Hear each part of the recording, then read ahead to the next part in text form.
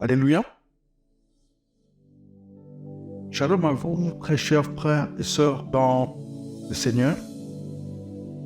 J'espère que vous vous portez bien et heureux de vous savoir présentement connecté à l'école du plein évangile. L'école du plein évangile. Shalom à vous également, très chers hommes de Dieu, qui êtes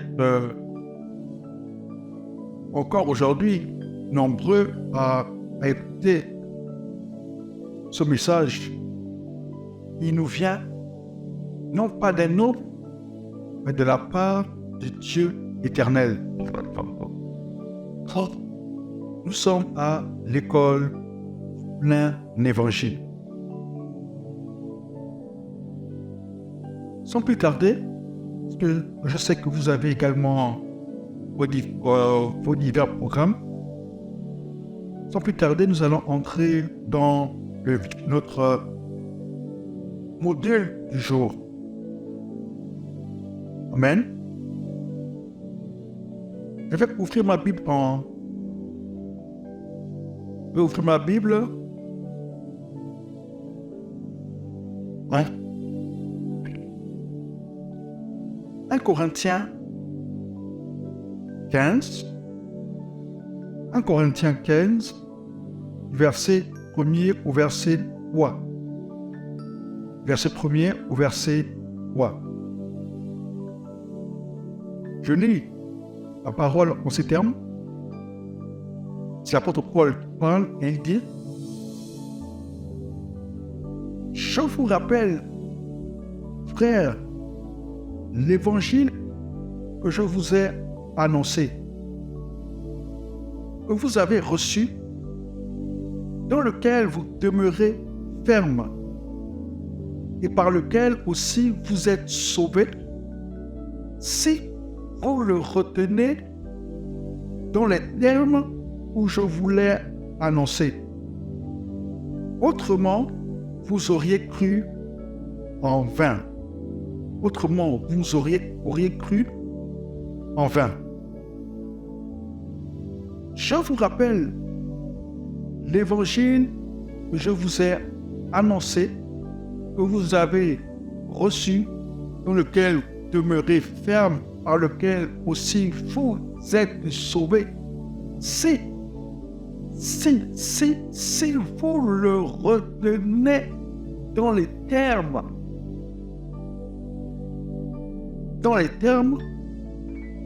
où je vous l'ai annoncé, autrement, vous auriez cru en vain. Qu'est-ce que l'apôtre Paul voulait dire par là? Que si vous ajoutez autre chose ou quelque chose de contraire, autre chose de contraire à l'évangile, de contraire à la grâce, vous auriez cru en vain. Le thème de mon message du jour s'intitule La substitution de l'évangile. La substitution de l'évangile. Et je vais reprendre cette partie. Je vais coller à un autre texte. Je vais coller au texte de 2 Corinthiens 11, 3 à 4. Donc, je reprends cette partie, doucement. Je vous rappelle, frères, l'évangile que je vous ai annoncé, que vous avez reçu, dans lequel vous demeurez ferme, et par lequel vous êtes sauvés, si vous le retenez dans les termes que je vous ai annoncé, que je vous l'ai annoncé. Autrement, vous auriez cru en vain. Je continue au verset 3. Je vous ai transmis avant tout ce que j'avais reçu, savoir. C'est moi qui le dis un peu pour paraphraser. Christ est mort pour nos péchés. Quel est cet évangile que l'apôtre Paul a annoncé aux Corinthiens? Christ est mort pour nos péchés, selon les Écritures. Il a été enseveli, il est ressuscité le 3e jour, selon les Écritures. Toutefois, 2 Corinthiens 11, 3 à 4, toutefois, de même que le serpent séduisit Ève par sa ruse, je crains que vos pensées ne se corrompent et ne s'écartent de la simplicité et de la pureté à l'égard de Christ. Car si le premier venu vous prêche un autre Jésus que celui que nous vous avons annoncé, ou si vous recevez un autre esprit que celui que vous avez reçu, ou un autre évangile que celui que vous avez accueilli, vous le supportez bien. Vous le supportez bien. Sachez, peuple de Dieu, sachez, homme de Dieu, que si quelqu'un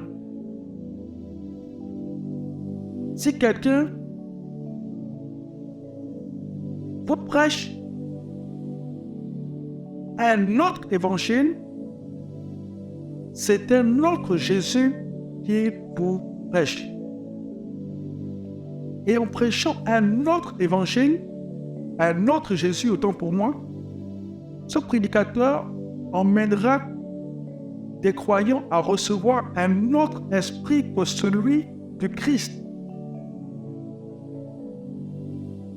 Prenons garde à cela. Prenez garde également à Satan. Prenez garde à Satan. Prenons garde à Satan. Il n'est pas puissant, il est impuissant. Il n'est pas puissant, car le Seigneur l'a dépouillé. Le Seigneur Jésus-Christ l'a dépouillé à la croix des armes dont lesquelles il se confiait. Quelles sont ces armes? La mort et le péché. Jésus-Christ étant devenu péché à la croix, lorsqu'il est mort, le péché est mort. Et lorsque le péché est mort, la mort du péché dans la chair a anéanti la mort. J'en ai parlé la fois précédente, dans le précédent enseignement. Et la mort, vu que Jésus était descendu dans le séjour des morts, son âme, la mort ne pouvant pas le retenir, ayant été dépouillé de sa force, le péché, le Saint-Esprit était descendu dans le séjour des morts. Ramener Jésus pour le vivifier, le ramener à la vie, pour le ressusciter. Le Saint-Esprit est descendu parce que Satan avait demandé à la mort d'enchaîner le Christ Jésus. Lorsqu'il tomba, lorsque son âme descendit dans la fosse, dans le séjour des morts, la mort s'était empressée de le nier. Mais peu de temps La mort a voulu l'enchaîner. Elle l'avait lié. Elle l'avait enlacé. Mais elle s'est rendue compte qu'elle ne pouvait pas le garder. Elle s'est rendue compte, la mort, qu'elle est, pas qu'elle était, qu'elle est, elle demeure impuissante, donc incapable de le retenir. Et ne pouvant pas le retenir, que la mort a essayé de le garder, étant devenue stérile, impuissante, inerte, n'ayant anéanti. Le péché étant mort, parce que je vous ai communiqué que la puissance de la mort, c'est le péché. Ce qui donne la force à la mort, c'est le péché. Sans le péché, la mort est anéantie. Christ étant devenu péché, lorsqu'il est mort, le péché est mort. Lorsque celui qui est péché meurt, qui meurt, le péché, donc le péché est mort, le péché a été réduit à l'impuissance de la chair. Et l'impuissance du péché dans la chair a anéanti la mort. C'est pourquoi la mort n'a pas eu la force de le retenir. Parce qu'elle est devenue stérile, improductive, impuissante. Ne pouvant pas le retenir, obligé de le laisser partir. Le Saint-Esprit est descendu dans le séjour des morts, a vivifié Jésus. Il l'a ressuscité. C'est pourquoi il a dit de sa bouche qu'il est le premier-né d'entre les morts. Le premier-né d'entre nous tous qui étions autrefois esclaves, prisonniers du séjour des morts. Le Saint-Esprit l'a ramené à la vie, mais avant de partir, Jésus-Christ a récupéré les clés de la mort et du séjour des morts.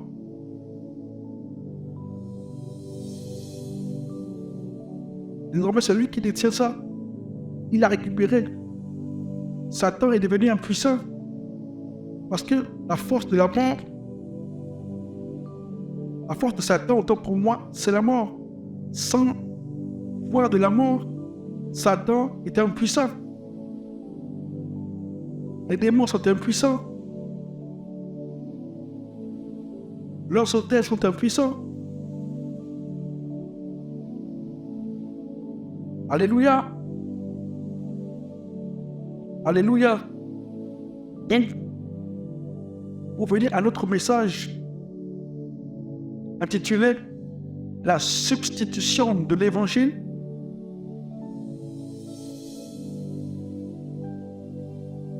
je disais tantôt que Satan n'est pas puissant car à la croix, Christ l'a dépouillé de ses armes, la mort et le péché. Cependant, Satan reste très rusé. Et humainement parlant, personne ne peut faire face à la ruse du diable par nos propres forces. On ne peut pas. C'est pourquoi, pour résister au diable, il nous faut nous soumettre au commandement de Jésus. Il nous faut nous soumettre à ces commandements pour résister au diable. On le verra prochaine fois. Soyez connectés. Donc, humainement parlant, personne ne peut faire face à sa ruse sans la capacité de l'esprit. C'est pas possible. C'est pourquoi Jésus a dit, sans moi, vous ne pouvez rien faire.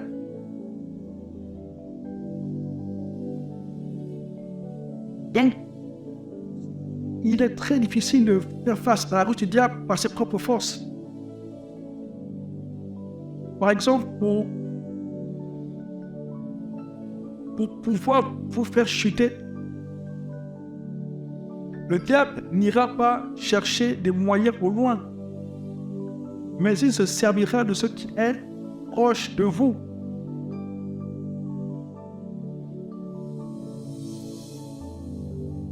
Autre exemple,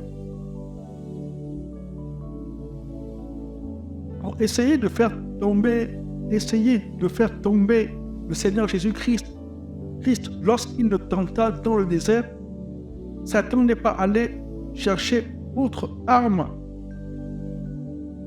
autre moyen que la parole de Dieu dont il avait tordu le sens. Comment Jésus lui a résisté? Par la parole de vérité.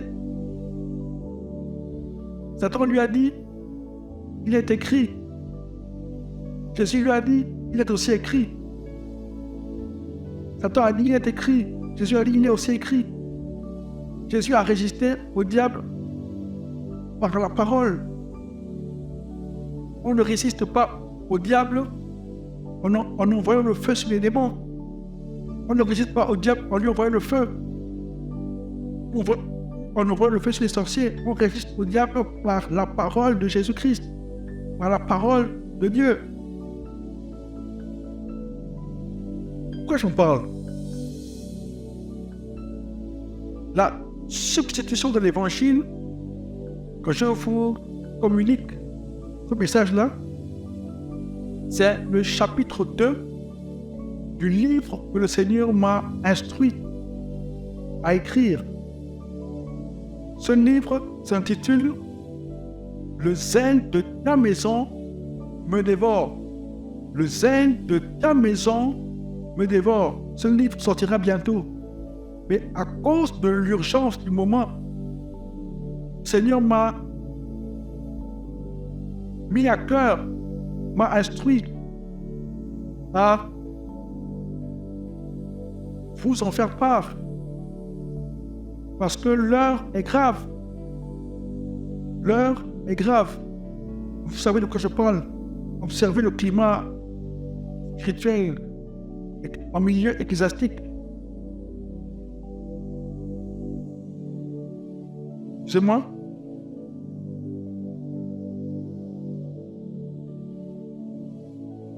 Donc, on ne résiste pas au diable en envoyant le feu ou bien en tailladant les démons, non. Par la parole. Sachez aussi que, parce qu'on parle de la substitution de l'évangile, on parle de la ruse du diable. Ici, le Saint-Esprit nous met en garde contre les ruses du diable. Par exemple, au sujet de la loi, sachez que la loi donnée à Moïse et au peuple d'Israël est pleinement la parole de Dieu. La loi est pleinement la parole de Dieu. Mais sachez que la loi n'est pas l'évangile de Christ. La loi donnée à Israël est pleinement la parole de Dieu. Mais la loi donnée à Israël n'est pas l'évangile du Christ. La loi préfigure la personne, l'œuvre et le sacerdoce de Jésus-Christ. Mais retenez que la loi n'est pas la bonne nouvelle de la grâce de Dieu, accomplie par l'œuvre achevée de Christ, accomplie par Christ, via son œuvre achevée. Et prenez garde aux ruses du diable. Si donc l'on associe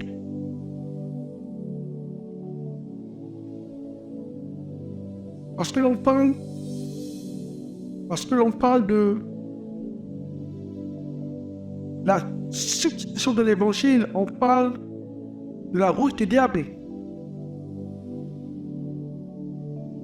Quelle est cette ruse du diable? Si l'on associe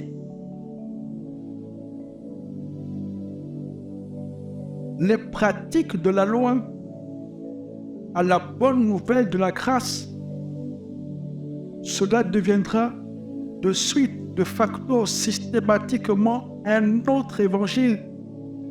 Si nous associons les pratiques de la loi, même une seule pratique, parce que à l'époque, les Galates, ou du moins les Juifs venus de Jérusalem, envoyés par l'apôtre Jacques, ont voulu, je pense que j'en ai parlé la dernière fois, ils ont voulu juste maintenir une pratique de la loi appelée la circoncision. Paul a dit non. Il faut dire que si vous rajoutez une seule pratique de la loi à la bonne nouvelle de la grâce, cela deviendrait de facto un autre évangile, un feu étranger, un adversaire de la croix, une hérésie, un instrument de mort, un ennemi de la foi. Si l'on a, parce qu'il faut le répéter, si l'on associe une ou des pratiques, une seule ou des pratiques de la loi, disons une seule pratique de la loi, cela deviendra de facto un autre évangile. Si l'on associe cela à l'évangile,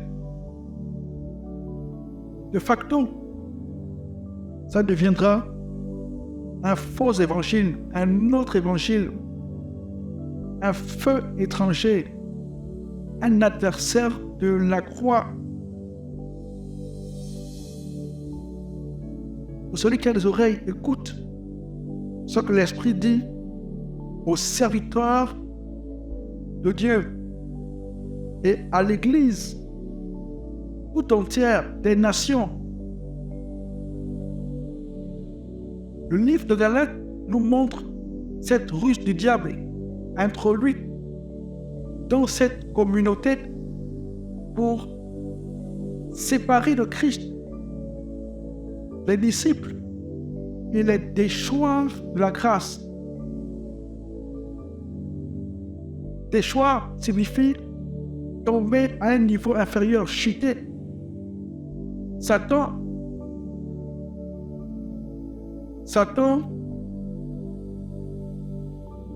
a voulu introduire par les prétendus apôtres, la circoncision au sein de l'église de Galatie. Pour séparer les brebis de Christ lui-même, et les faire chuter de la grâce. Et les faire tomber, parce que quand on est sous la grâce et qu'on tombe à un niveau inférieur, on se retrouve directement sous la loi. Et si vous tombez sous la loi, si vous tombez et atterrissez dans la loi, vous êtes tenu de pratiquer toute la loi, sinon le Père vous frappe de malédiction, de maladie. Voilà pourquoi vous voyez parmi nos chrétiens, nos croyants, nos frères, il y a beaucoup de gens malades. Il y a beaucoup de gens qui souffrent, qui ont des maladies bizarres, des blocages. Pourquoi? Parce que certains hommes de Dieu, inconscients de ces choses, enseignent, mélangent des pratiques de la loi ou des pratiques culturelles à la grâce.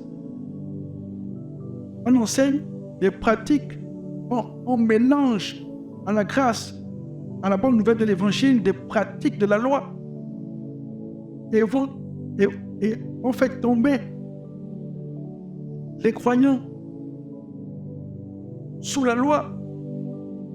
Et tombons sous la loi, redescendant sous la loi. Ils sont tenus de pratiquer toute la loi. Et comme ils ne peuvent pas accomplir une seule œuvre de la loi, Dieu les frappe. Dieu frappe les chrétiens. Voilà pourquoi parmi vous, il y a beaucoup de malades. Il y a beaucoup de personnes qui sont sous des malédictions.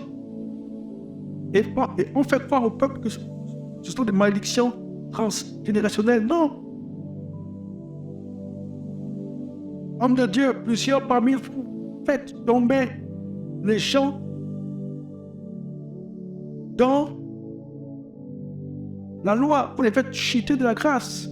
Et ils se retrouvent dans la sphère de la loi. Le Seigneur vous interpelle. Il vous interpelle. Voilà pourquoi je répète, parce que c'est très sérieux. Beaucoup de chrétiens sont paralysés, spirituellement bloqués. Voilà leur vie être compliquée. Parce que vous leur prêchez des choses qui n'ont rien à voir avec la grâce, qui n'ont rien à voir avec l'évangile. Vous mélangez des pratiques culturelles africaines avec l'évangile. Vous mélangez la loi. Vous mélangez des pratiques de la loi telles que le port du talit, tel que le baptisme des autels avec l'argent et plein d'autres pratiques qui appartiennent à la loi, qui sont des rituels propres à la loi. Et lorsque vous le faites, vous remettez à nouveau les croyants sous la malédiction. Et comme ils ne pratiquent pas la loi, Dieu les frappe de malédiction. Dieu les frappe de mort. Oui. Voici la triste réalité de ce qui se passe dans l'Église.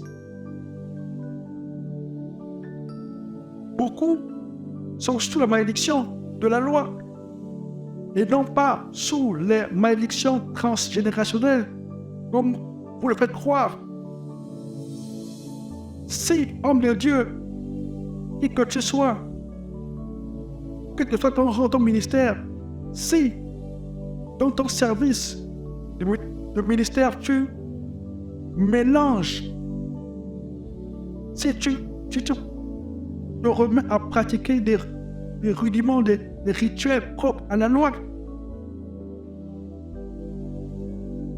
tu mets le peuple de Dieu en danger.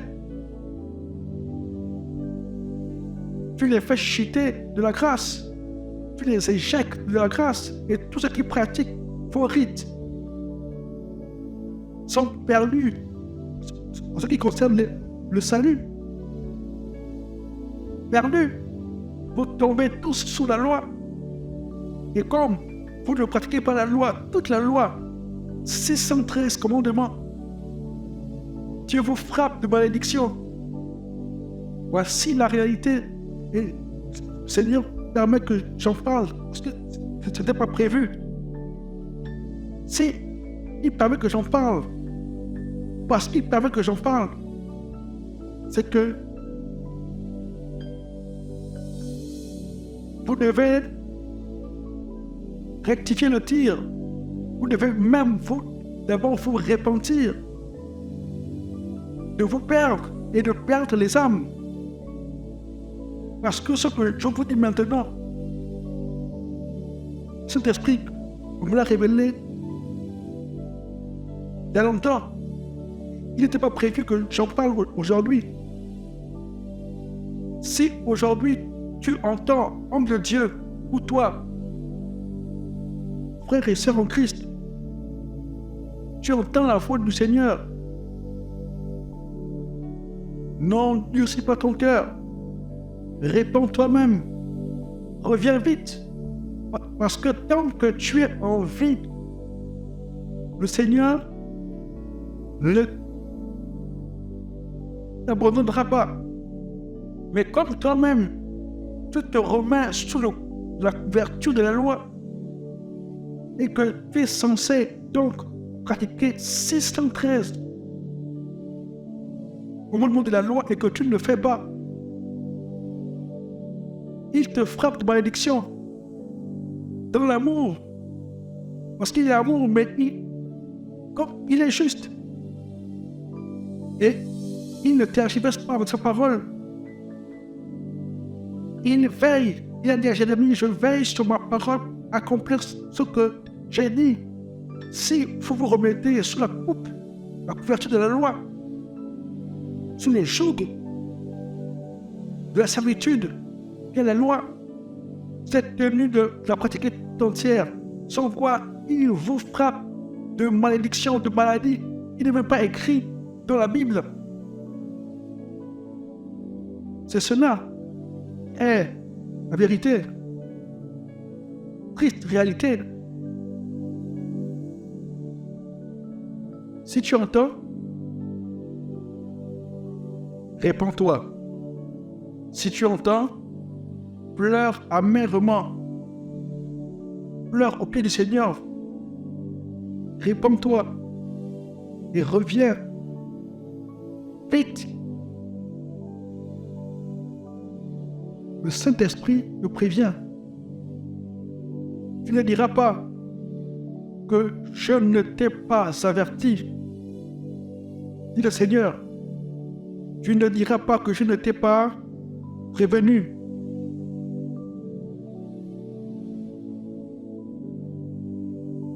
Amen. Continuons.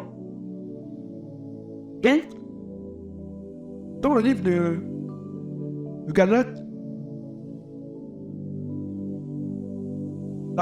comment dire, ce livre-là nous montre cette ruse du diable introduite dans cette communauté pour séparer de Christ les disciples et les faire shifter de la grâce, les déchoir de la grâce. Sur ce, par rapport à cela, l'apôtre Paul a dû intervenir énergiquement. L'apôtre Paul a dû intervenir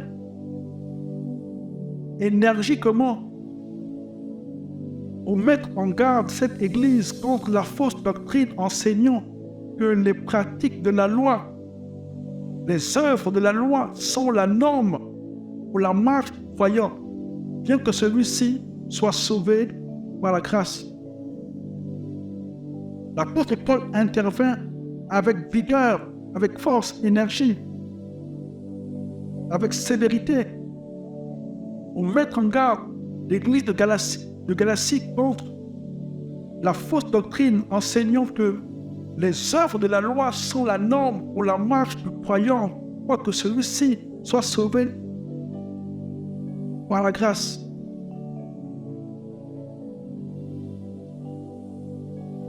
De nos jours encore, de nos jours, ce qui est des temps présents, Satan se sert dans les communautés chrétiennes, évangéliques, pentecôtistes, charismatiques, des préceptes de combat spirituel, de délivrance et de démonologie pour déchoir les croyants de la grâce. De nos jours, Satan se sert des principes, des préceptes de combat spirituel, de délivrance et de démonologie pour déchoir les croyants de la grâce, pour faire chuter les croyants de la grâce.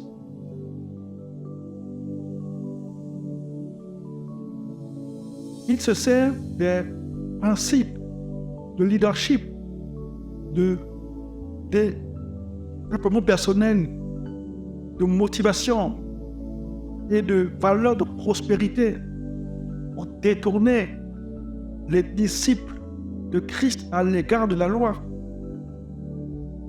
Satan se sert, je le répète, et écoutez bien, il se sert des principes, des préceptes de leadership, de motivation et des valeurs de prospérité et autres pour détourner les disciples de Christ à l'égard de la foi. À l'égard de la foi. Maintenant, question. Est-ce que je sens vos cœurs piquer? Je sens que ça pique. Question. Est-ce que les principes de leadership, est-ce que les principes de combat spirituel, est-ce que les préceptes de motivation et autres sont-ils mauvais en soi? Est-ce que ces préceptes, est-ce que ces valeurs, est-ce que ces principes sont-ils mauvais en soi? À cela, je dis non. Non, ces multiples, ces divers principes, préceptes ne sont pas mauvais en soi. Non. Au contraire, ces préceptes sont bons, voire même excellents. Cependant, ces valeurs, ces préceptes deviennent mauvais, ils deviennent nuisibles et pernicieux sous l'influence du malin, sous l'influence de Satan, sous sa coupe, sous sa manipulation. Ces valeurs, ces préceptes deviennent nuisibles et pernicieux. Par exemple, je prends le cas d'un couteau. Le couteau a été créé pour découper des aliments ou des objets, je ne sais pas quoi. Un couteau a été créé pour couper des aliments. Mais si une personne mal intentionnée se sert d'un couteau pour poignarder son prochain, ce couteau qui est bon deviendra une arme mortelle. Ce couteau qui est bon deviendra nuisible.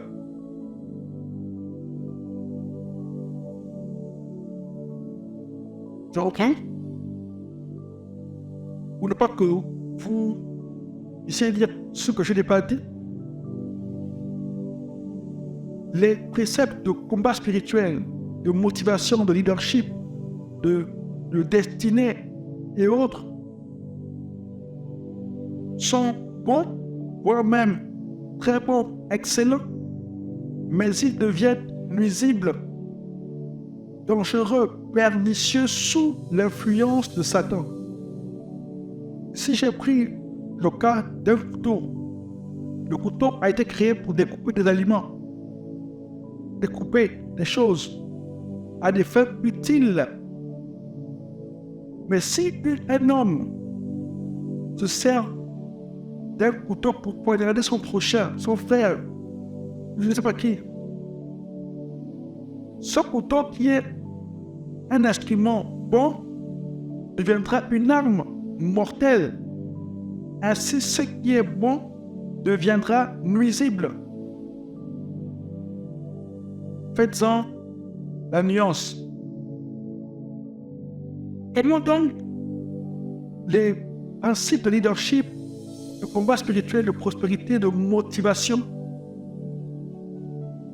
le concept d'influence deviennent-ils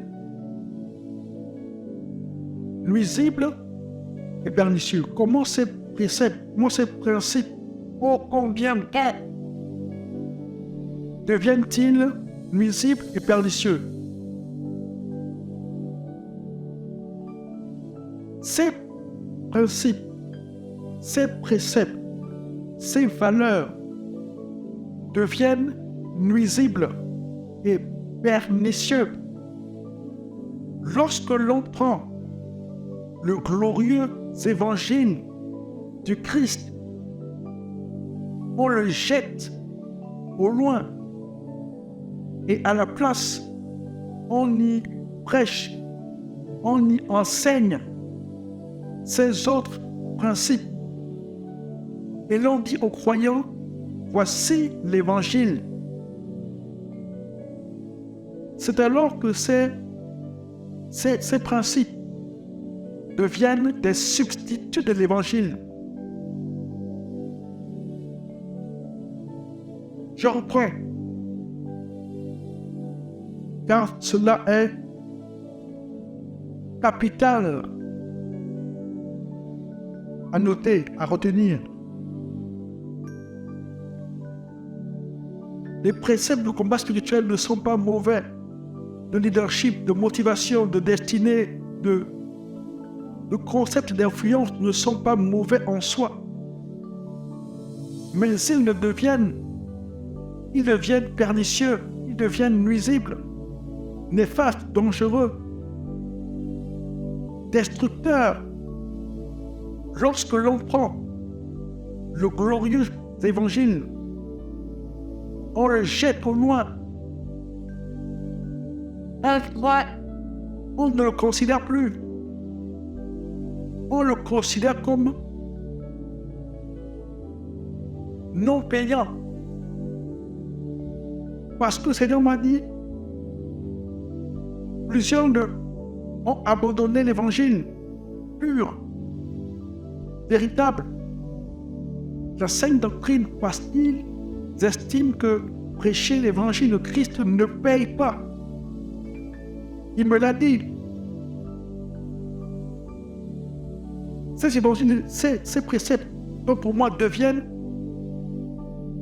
pernicieux, nuisibles, néfastes, destructeurs. Lorsque l'on prend l'évangile du Christ, son glorieux mystère, on jette ça au loin. On cesse de le prêcher. On le jette aux oubliettes. Et à la place, on y enseigne, on y prêche. Ces autres préceptes que j'ai cités précédemment.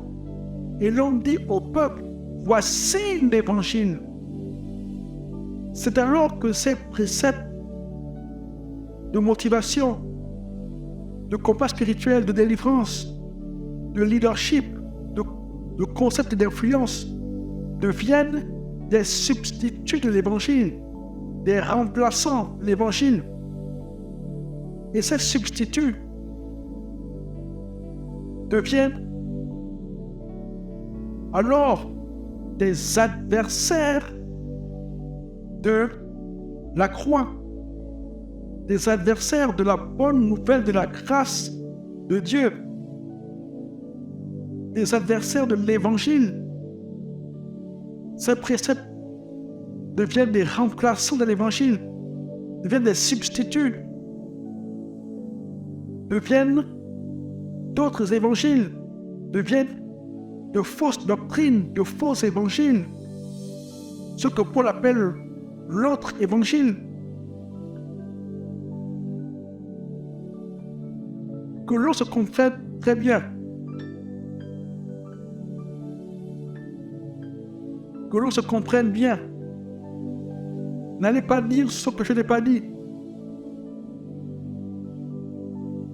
Il est fermement interdit de prêcher dans l'église ou du moins d'enseigner, d'aborder dans l'Église,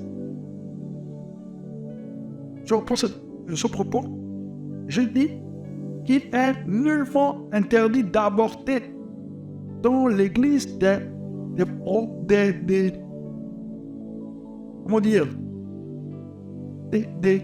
questions de leadership. Il n'est nullement interdit d'aborder dans l'Église des questions de prospérité ou des questions de combat spirituel et autres. Il n'est nullement interdit d'aborder dans l'Église des questions de leadership, de délivrance et autres. Non, ce n'est pas interdit, ce n'est pas ce que j'ai dit.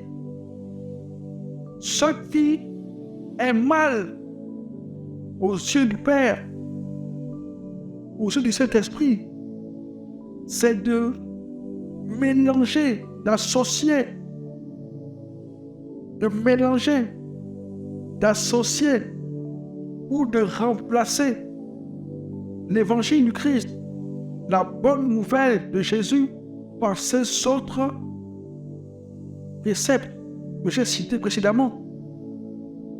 Ce qui est mal, ce qui est mauvais, ce qui est anti-évangélique, ce qui est contre la grâce, c'est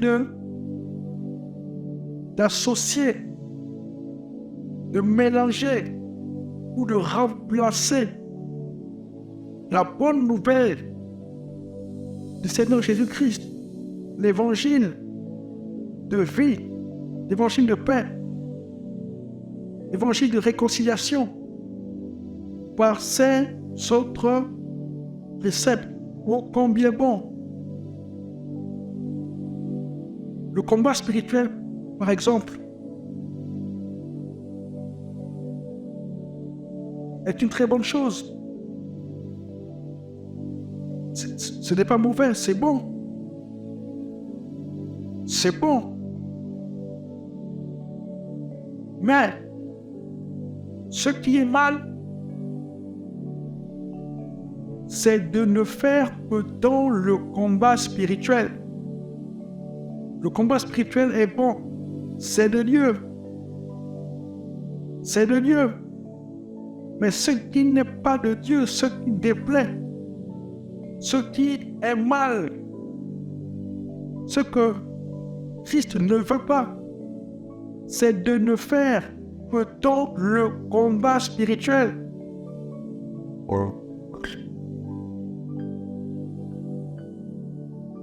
Aujourd'hui, combat spirituel. Demain, combat spirituel. Combat. Après-demain, combat spirituel. Chaque jour, combat spirituel. Chaque semaine, combat spirituel. Chaque année, combat spirituel. 10 ans, 20 ans, 30 ans plus tard, en train de combattre les démons, les sorciers. C'est ce qui est anti-évangélique. C'est ce qui est contre l'évangile. C'est ce qui n'est pas de Christ. Parce que lorsque vous faites le combat spirituel tous les jours dans votre assemblée, du 1er au 31 combat spirituel, et cela pendant plusieurs années, quel temps avez-vous ou quel temps aurez-vous pour affermir les croyants, les brebis, les disciples dans la foi? Quel temps aurez-vous pour les enseigner les rudiments de l'évangile? Car Christ a dit quoi? Qu'est-ce qu'il a dit? Allez, faites de toutes les nations des disciples. 1, 2, et enseignez-leur à pratiquer, garder tout ce que je vous ai prescrit. À quel moment? Parce que les ministères ont été établis pour, et vous le savez, le perfectionnement des saints en vue de l'œuvre du ministère. Maintenant, à quel moment, vous dites Seigneur, à quel moment prendrez-vous soin de mon peuple? À quel moment allez-vous les enseigner? La parole qui les amènera à résister au diable, sachant qu'on ne résiste pas au diable, pas en ouvrant le feu ça et là. On a vu qu'on résiste au diable parce que Satan, on chasse les démons, mais Satan, on le résiste. On chasse les démons, mais Satan, lui, on lui résiste. Et on lui résiste par la parole. À quel moment? En quoi faisant? On lui résiste, on l'a vu. Il est écrit. Aux études, il est écrit. On chasse, on résiste, tant pour moi, à Satan. En lui, brandissant la parole. Il est écrit. Il est écrit. Comment allez-vous? Quel temps avez-vous pourrez-vous affermir la foi de vos fidèles dans le Christ, leur Sauveur, qui s'est livré pour eux? Un rachat. Ou le rachat de nous âmes à tous. À quel moment allez-vous nourrir le peuple et les faire grandir dans la connaissance de Christ?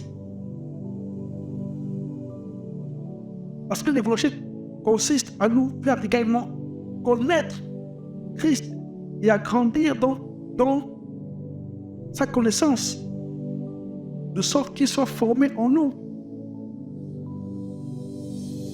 On est enseigné pour être affermé, stable dans la foi, afin de ne pas être ballotté à toutes les doctrines, afin de résister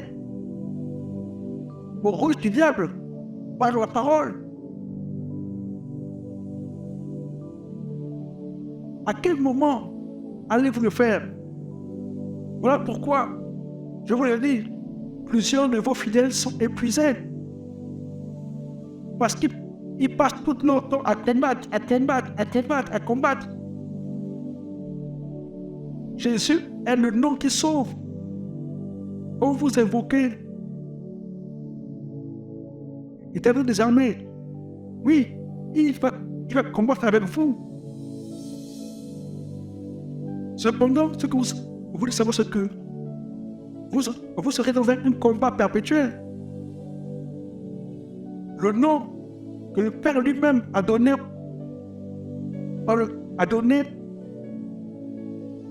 pour que nous soyons sauvés, c'est le nom de Jésus. Le salut est en Jésus. À quel moment allez-vous nourrir le peuple afin qu'il soit stable, afin qu'il grandisse spirituellement dans la connaissance de Christ, leur Sauveur et leur Seigneur? À quel moment allez-vous faire des disciples? Car on ne fait pas des disciples par le combat spirituel, par la prédication. Quand ils sont sauvés, ils parviennent au salut. Maintenant, on les enseigne à garder les prescriptions du Seigneur. Il a dit, enseignez-leur à garder ce que je vous ai prescrit. Et l'apôtre Paul, par l'Esprit, nous a révélé la vie de l'Esprit. Que nous devons mener la nouvelle création. On doit grandir en Christ. À quel moment allez-vous faire ça si vous passez tout votre temps de ministère à chasser les démons? Voici où est l'erreur à corriger. Si vous entendez sa voix aujourd'hui, la voix du Seigneur. Et sachez, très cher enseignant du combat spirituel, qu'on ne dirige pas une église avec le combat spirituel. Non! Par les compassions de Christ, apprenez. Souvenez-vous qu'on ne dirige pas une église par le combat spirituel. Avec le combat spirituel, on dirige une église par la parole de Christ et son glorieux évangile, amenant les brebis à maturité dans la connaissance de Christ, de sorte que ce Christ soit formé en eux et qu'ils deviennent stables, matures, résistants au diable par la parole. Voici ce qu'attend Christ de vous. On ne dirige pas l'Église avec le combat spirituel. Si donc vous devenez des conférenciers sur le combat spirituel, il n'y a pas de souci. Mais on ne pouvait pas prétendre être des bergers, des leaders, des conducteurs du peuple de Jésus avec le combat spirituel.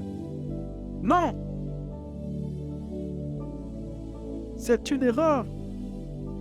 Et le Seigneur, aujourd'hui, vous interpelle. Rectifiez le tir, revenez. Rectifiez cela. Parce que c'est votre vie que vous mettez en péril. Jésus s'est livré. Il a été déchiré pour ce peuple-là avec lequel on semble s'amuser. Et je le répète encore, à quiconque pratique ou fait dans le combat spirituel, qu'on ne dirige pas une église avec le combat spirituel, mais par la parole et le Saint-Esprit. Car l'épée de l'Esprit, vous le savez, c'est la parole. Le Saint-Esprit ne fait rien sans la parole. Vous pouvez avoir en vous l'Esprit, mais si vous ne donnez pas à l'Esprit la parole, si vous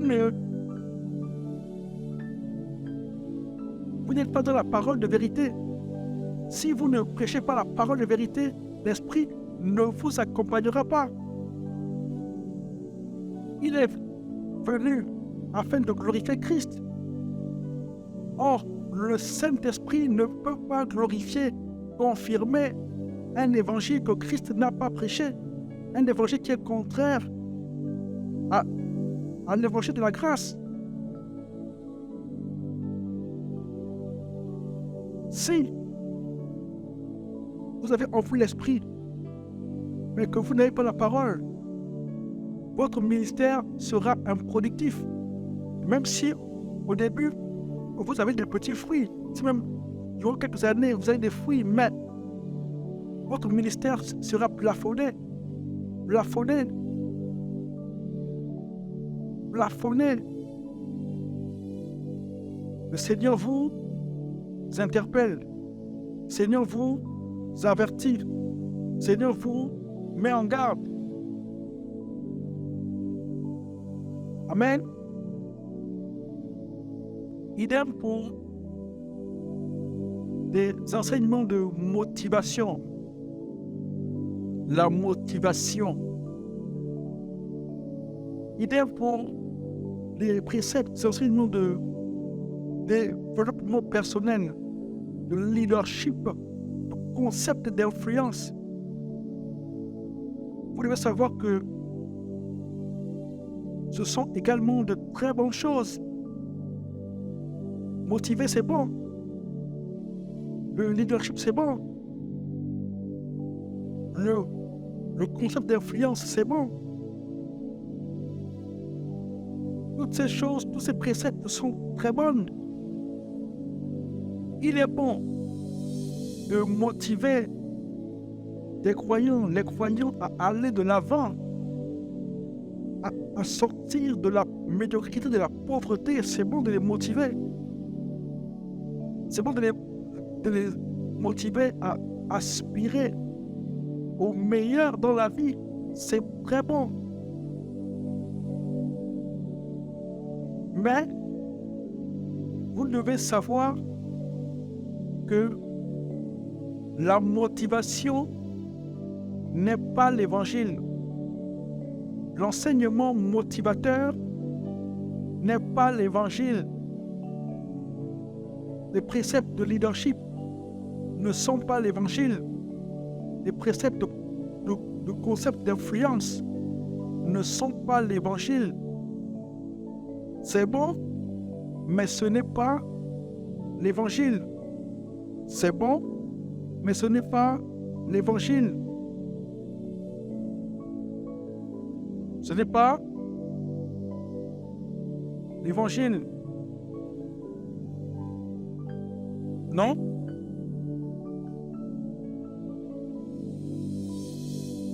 Ce n'est pas l'évangile.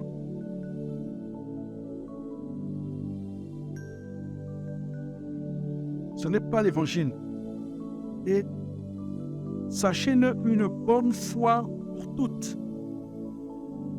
À vous qui êtes dans le couloir de la motivation, à vous qui êtes dans le couloir du leadership, de l'impact et du concept d'influence, que même si vous soutenez les enseignements de motivation, de leadership et autres par des versets bibliques, ce ne sera jamais l'évangile. Même si vous soutenez ces valeurs, ces préceptes, ou combien moins par des textes bibliques, ce ne sera jamais, au grand jamais, jamais, jamais l'évangile. Ce ne sera jamais l'évangile. Si donc vous en faites des enseignements de toute votre vie de ministère, ceux-ci deviendront de fausses doctrines et vous-même deviendrez de faux docteurs. Et vous-même deviendrez de faux docteurs.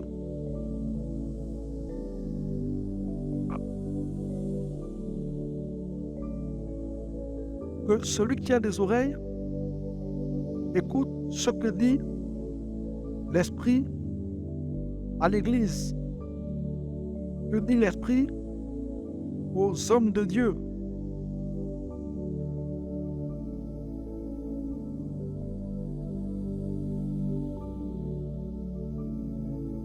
Hébreux 12, 25.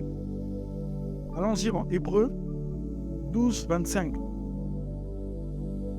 Que dit l'Écriture? Prenez garde. Prenez garde. Ne repoussez pas celui qui vous parle. Car si ceux qui repoussèrent celui qui, sur la terre, les avertissait, n'ont pas échappé au châtiment, à bien plus forte raison, ne pourrons-nous y échapper nous-mêmes si nous nous détournons de celui qui, des cieux, nous avertit. À combien plus forte raison ne pourrons-nous y échapper nous-mêmes si nous nous détournons de celui qui, depuis les cieux, nous avertit, nous met en garde, nous prévient.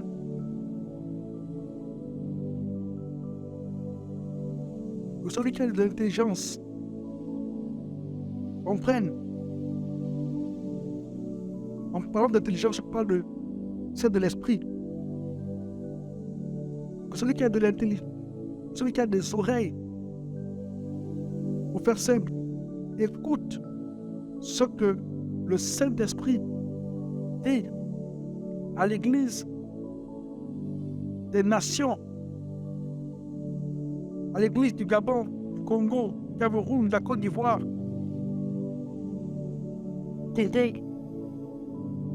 Brazzaville.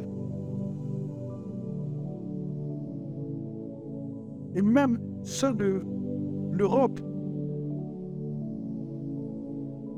Niger, Mali, Ghana,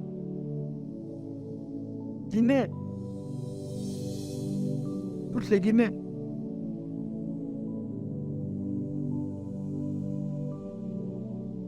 Si vous entendez aujourd'hui sa voix, n'endurcissez pas vos cœurs.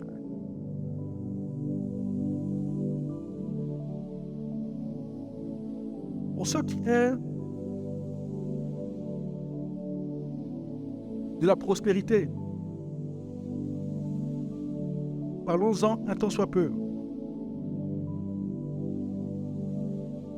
Vous devez savoir que la prospérité est également une très bonne chose.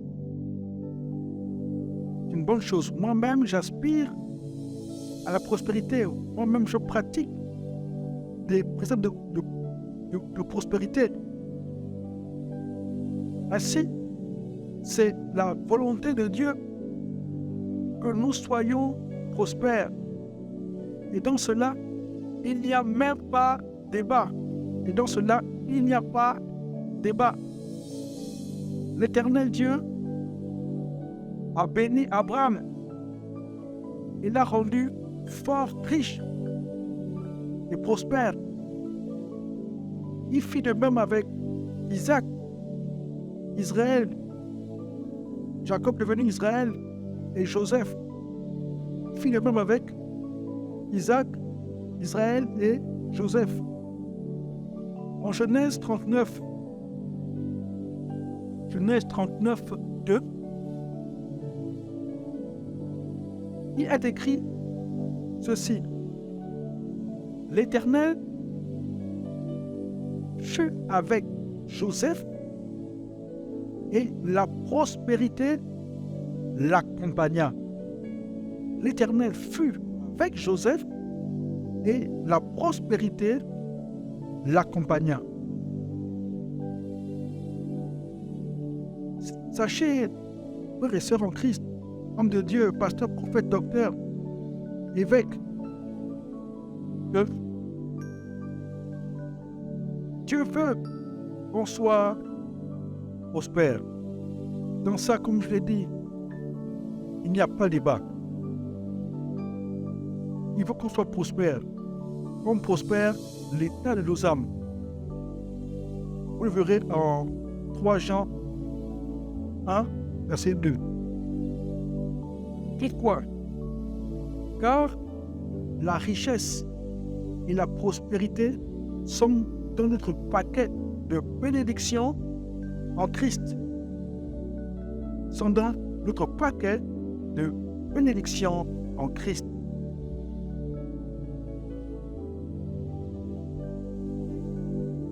En 2 Corinthiens 8 à 9, 8, 9 pour moi, chapitre 8, verset 9, j'y arrive. C'est Paul qui parle et il dit: car vous connaissez la grâce de notre Seigneur Jésus-Christ, qui pour vous s'est fait pauvre de riche qu'il était, afin que par sa pauvreté, vous soyez enrichis. Ici, il est vrai que on parle de richesse, de prospérité et autres. Mais, Paul ici, en disant, afin que, en disant, je reprends,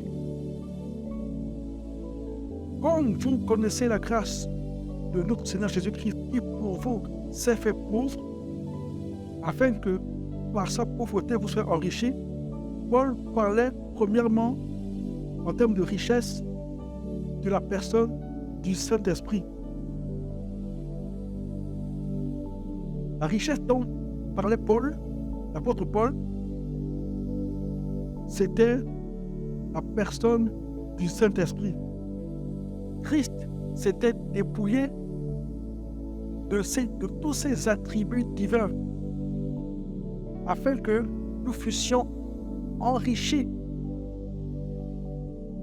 de son glorieux Saint-Esprit. Amen. C'était une parenthèse. Et oui, Christ, Paul, tant pour moi, parle aussi de richesse. Parce que Christ, à la croix, a également anéanti la pauvreté. Donc oui, Dieu veut qu'on soit riche et prospère. Pour ça, il n'y a pas de souci. Amen. Amen. Donc, sachez que la prospérité est pleinement la volonté de Dieu, est pleinement de Dieu. Mais ce qui n'est pas la volonté de Dieu, c'est de faire de la prospérité unique et perpétuelle message de votre ministère. Ce qui n'est pas de Christ, ce qui déplaît à Christ, ce que Christ reproche ou reproche à ceux qui font cela, c'est le fait de faire de la prospérité unique et perpétuel message, enseignement de votre ministère, quel qu'il soit. Ainsi, retenons que la prospérité est de Dieu, mais ce qui déplaît au Saint-Esprit, ce qui déplaît à Christ, c'est de faire de la prospérité unique et le perpétuel message, enseignement, doctrine de votre ministère, votre service.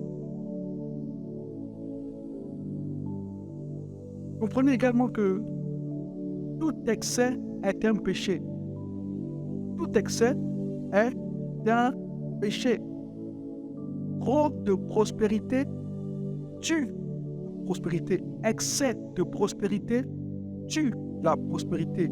Excès d'enseignement de prospérité tue la prospérité. Excès de messages, excès de doctrine, excès d'enseignement de prospérité tue la prospérité. C'est bon? Et il est un fait que actuellement, avec l'aide de certains pasteurs,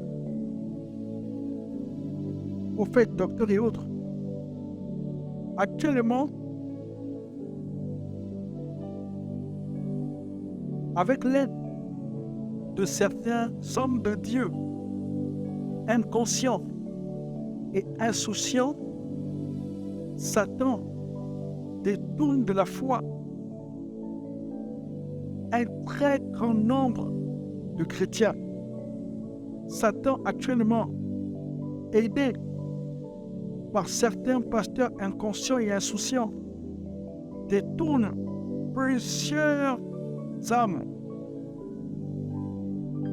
détourne plusieurs croyants loin de la foi.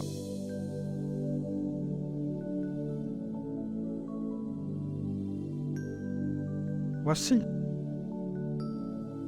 la triste réalité. vous aider, pas vous, c'est pour ne pas vous poser du doigt. Plusieurs parmi vous qui nous suivez, parmi ceux qui opèrent actuellement au sein des églises, au sein des communautés, plusieurs aident, plusieurs sont manipulés par le diable, plusieurs, sans le savoir, contribuent à détourner les âmes loin de Christ, à détourner les âmes du salut. Par ces choses que nous avons observées. Un jour, le Seigneur m'a fait voir dans une perception de l'esprit une multitude de chrétiens enchaînés qui, en dansant, en chantant, en dansant, faisaient route vers l'enfer. Il me fit voir une multitude de croyants enchaînés qui, en chantant des louanges, qui, en dansant, faisaient route vers l'enfer. Faisaient route vers l'enfer.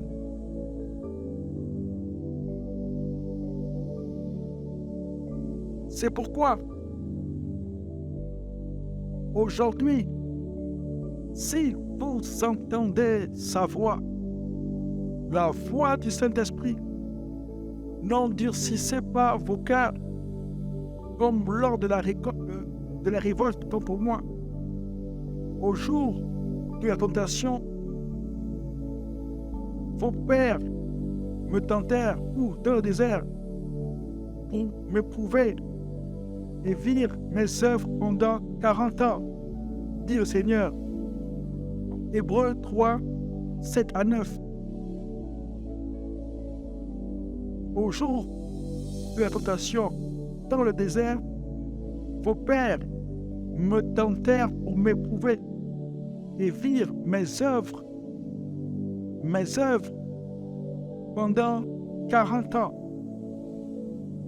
Que celui qui a des oreilles écoute encore ce que dit l'Esprit aux églises, ce que dit l'Esprit aux serviteurs de Dieu, aux hommes de Dieu.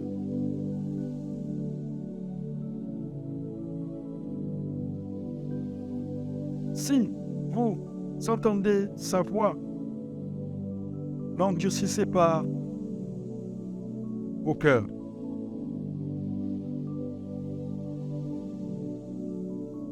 Pour finir, en Zacharie 1, verset 3, le Père dit, Dieu dit, Papa y avait dit, par son esprit, revenez à moi et je reviendrai à vous. Revenez à moi et je reviendrai à vous. Aujourd'hui, maintenant, dans son grand amour et dans sa grande miséricorde, le Saint-Esprit, le Seigneur, nous appelle à rétablir les choses. Et pour rétablir les choses, le Saint-Esprit nous demande simplement de revenir à la vérité et à la simplicité de l'évangile du Christ. Et si il vous arrive d'aborder dans l'Église des questions de motivation, combat spirituel, délivrance, leadership et autres, vous le ferez Il faut le faire de temps en temps. Ce n'est pas interdit de le faire, d'aborder ces questions dans l'Église. Mais ce qui n'est pas bon, c'est de mélanger. Faites donc le distinguo entre l'Évangile et ses préceptes. Ne mélangez pas. Ne jetez pas l'Évangile.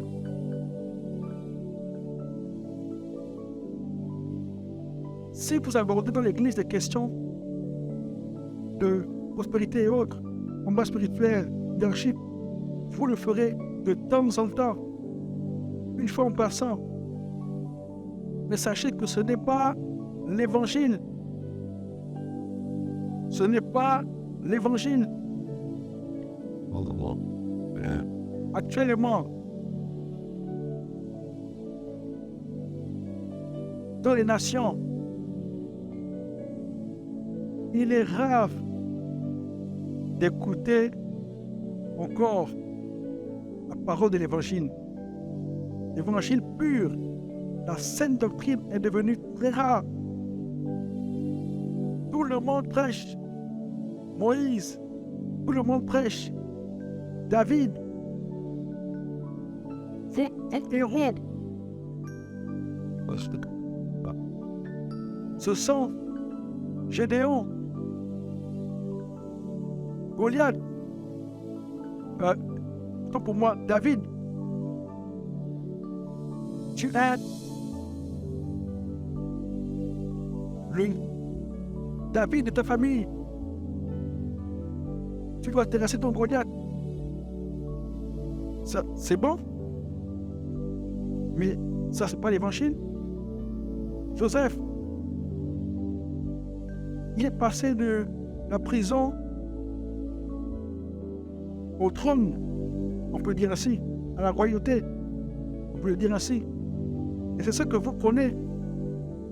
Donc tu es le Joseph de ta famille, de la prison à la primature. Tu es donc le Joseph de ta famille. Amen, amen. C'est bon. Mais ça, c'est pas l'Évangile. Tu es un David. Ça, c'est pas l'Évangile. Qui se cache derrière la souffrance? Qui a volé ton étoile? Je ne serai pas le sacrifice de quelqu'un. Délivrance des familles. Destruction des hôtels. Ces grands thèmes-là. Quand on y vient à ces rencontres, ce qu'on entend, que vous prêchez, c'est bon. C'est bon. Mais ce n'est pas l'Évangile. Tout ce que vous dites, je dis bien, tout ce que vous dites, tout ce que vous prêchez dans ces conférences-là, par ces termes-là, c'est bon, mais ce n'est pas l'Évangile. Ce n'est pas l'Évangile. Ce n'est pas l'Évangile. Ce n'est pas interdit de faire cela, de dire cela. C'est bon, ça encourage, ça fortifie l'âme, ça console l'âme, ça réjouit le cœur, ça motive. C'est bon, mais ça, c'est pas l'Évangile. C'est pas l'Évangile. Et comme je l'ai dit précédemment dans la précédente émission, dans le précédent enseignement, aujourd'hui, vous avez, ou du moins, ces préceptes qu'on a vus: combat spirituel, délivrance, leadership, motivation, développement personnel, concepts d'influence, tous ces courants doctrinaux, la destinée, aujourd'hui, ces courants doctrinaux qui étaient déjà devenus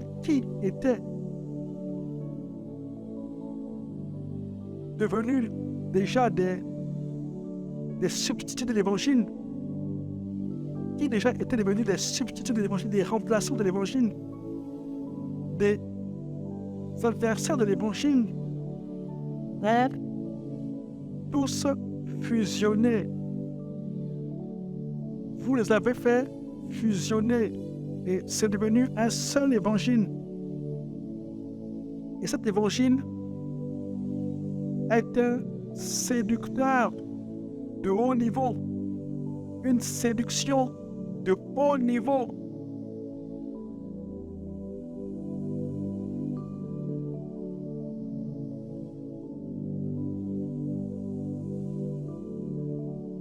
Voici où en est le mouvement évangélique de nos jours. Gabon, Congo, Cameroun, Côte d'Ivoire, Paris, Burkina, Guinée, Mali, Niger, Afrique du Sud, partout. En Afrique et même au-delà. Cet évangile, ces courants doctrinaux fusionnés est devenu un autre évangile, un monstre évangile, est prêché dans toutes ces nations. Actuellement, c'est lui qui est prêché, c'est ça qui est prêché.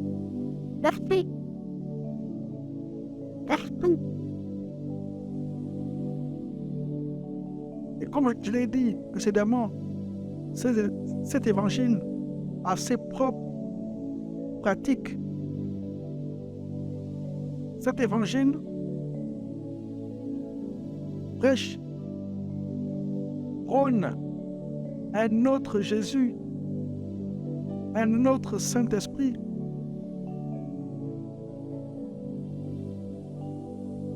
Est-ce que vous en avez conscience? Le Saint-Esprit encore sonne l'alarme, vous saisit par l'oreille et vous prévient, vous avertit.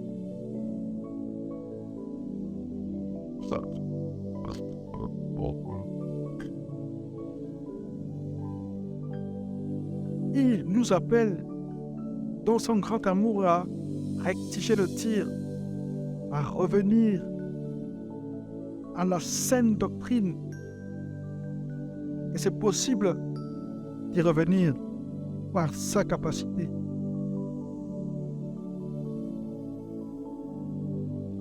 Si, au cours de mon intervention, par le Saint-Esprit, il m'a inspiré chaque mot,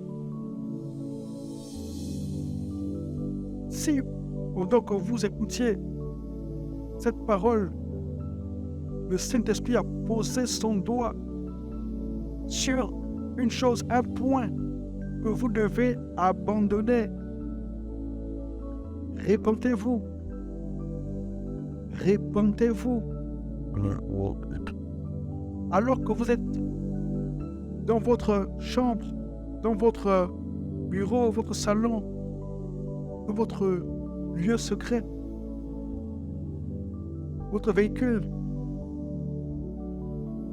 qui que vous soyez, apôtre, prophète, docteur, évangéliste, pasteur, évêque, archevêque, super intendant, super prophète, qui que vous soyez,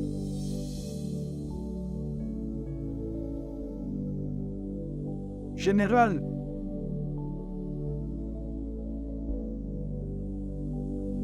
qui que vous soyez, le Christ, Jésus, par son Saint-Esprit, qui vous parle depuis maintenant près d'une heure et plus, vous appelle à lui confesser vos péchés, il nous appelle nos péchés. Moi-même, je m'inclus. Je ne suis pas meilleur que quiconque. Mais il nous appelle à lui confesser nos péchés. Selon ce qui est écrit en Jean 1,9. 1 Jean 1,9. Si nous confessons nos péchés, il est fidèle et juste pour nous pardonner nos péchés et pour nous purifier de toute injustice. À l'instant où vous êtes là dans votre lieu secret de grâce, par les compassions de Christ, humiliez-vous tout doucement aux pieds du Seigneur et implorez son pardon. Et implorez son pardon afin que des temps de rafraîchissement viennent de sa part et qu'il nous ramène à lui, à l'obéissance, à sa parole, nous ramène à lui. Bien-aimés frères et sœurs, bien-aimés hommes de Dieu, éminents hommes de Dieu, je vous en supplie, ne soyons pas comme Jérusalem qui n'a pas connu le temps où elle a été visitée.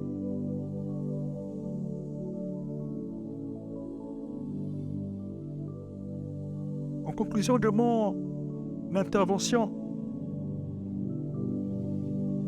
en conclusion de ce message,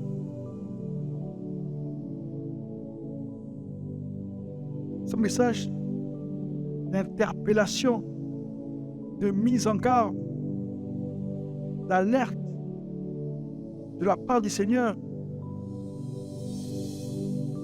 Voici dit l'Amen en Apocalypse 3,14. Voici dit l'Amen, le témoin fidèle et véritable, l'auteur de la création de Dieu. Voici ce qu'il dit en Apocalypse 22, 12. Voici, je viens bientôt. Voici, je viens bientôt. Et j'apporte avec moi ma rétribution pour rendre à chacun selon son œuvre. Voici, je viens bientôt. Et j'apporte avec moi ma rétribution pour rendre à chacun selon son œuvre.